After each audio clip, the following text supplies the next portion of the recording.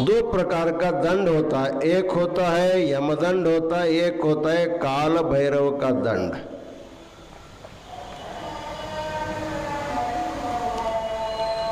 यमदंड पाने के लिए अनेक जन्मों में पुनः पुनः जन्म लेना पड़ता है, लेकिन काल भैरव का जो दंड होता है वो पुनः पुनः जन्म लेना नहीं है, एक ही बार यातना शरीर दे करके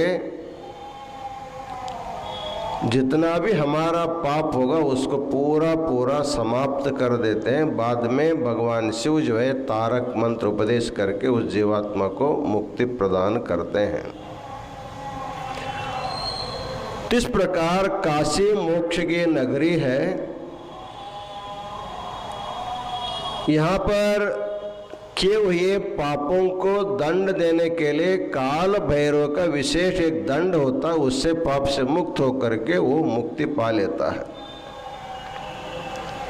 एक बार काशी के गंगा किनारे एक साधु रोज जा करके स्नान करता था, गंगा स्नान करता था। उसी घाट पर काशी एक वेश्या भी गंगा स्नान करने आती थी। उन्होंने उस सन्यासी से पूछा, देखो तुम भी काशी में वास करते हो, मैं भी काशी में वास करते हो, मरने के बाद तुमको भी मुक्ति मिलेगी, मुझे भी मुक्ति मिलेगी। मैं अपने स्वेच्छाचार से रहती हूँ, तुम अपने सीमित आचार विचार से रहते हो, क्या फर्क पड़ता है तुम्हारे हमारे में? मेरा दुराचार है, तुम्हारा सदाचार, लेकिन मुक्ति दोनों को मिलने वाली है। तो संत ने कहा ठीक करती है, मुक्ति दोनों को मिलेगी,